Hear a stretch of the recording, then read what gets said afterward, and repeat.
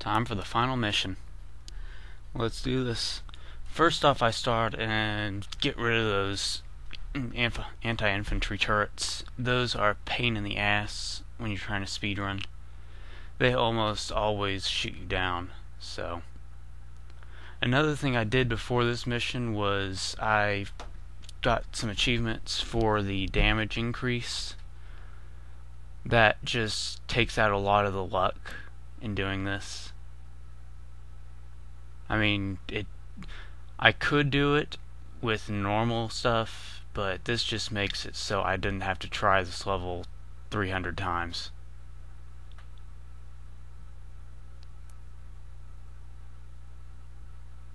But yeah, you gotta take the CP. Sometimes this can be hard because of the number of bots over here. Makes it a lot easier when I can actually survive. Gotta switch to Dark Trooper. I run a little bit to wait for the jet to warm up. Jet there.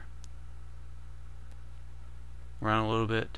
I'm trying to get some of the infinite sprints on these, even though they're not as good as the jets. They're decent. I miss, but it's not a huge loss. Alright, gotta clear these bots out. Throw a nice nade. And just wait.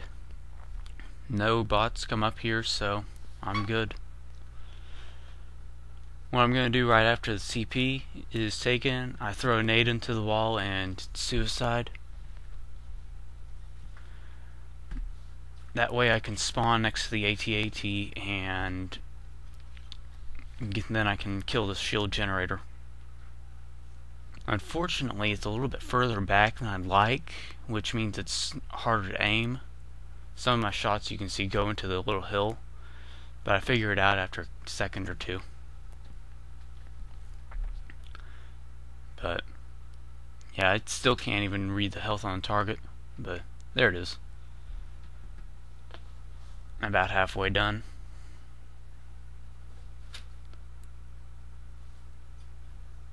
When I finish it up, there's going to be a little cutscene, but fortunately I get out of the AT-AT and throw a nade right before. Yeah, you can't see that I threw the nade, but you'll see it after. There.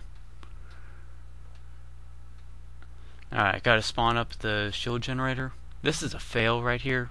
I didn't notice there was a rebel on top of the Tauntaun, so I accidentally went into the change class screen. But the speed I get with the Tauntaun is more than enough to make up for that. I just could have done it a little better. But it's luck that the Tauntaun was even there. It usually isn't.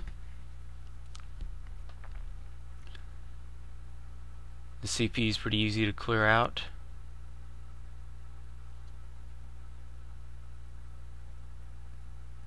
And next thing you gotta do is jet over to the middle of the hallways and tunnels, that little control room, and kill a console there.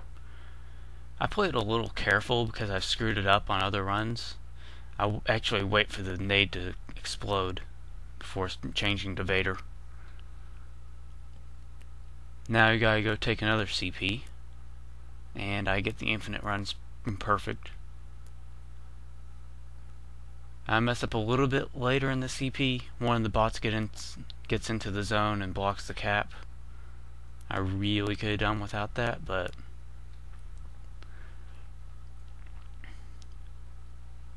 yeah, I shouldn't have tried to kill that auto turret right there, because that's what really ruined it. That and I missed again. Yeah. Gotta get a flag behind those crates, or singular crate, and then infinite run, and put the flag in place. And now it's just a 1 minute waiting period where I show off my bad Vader skills.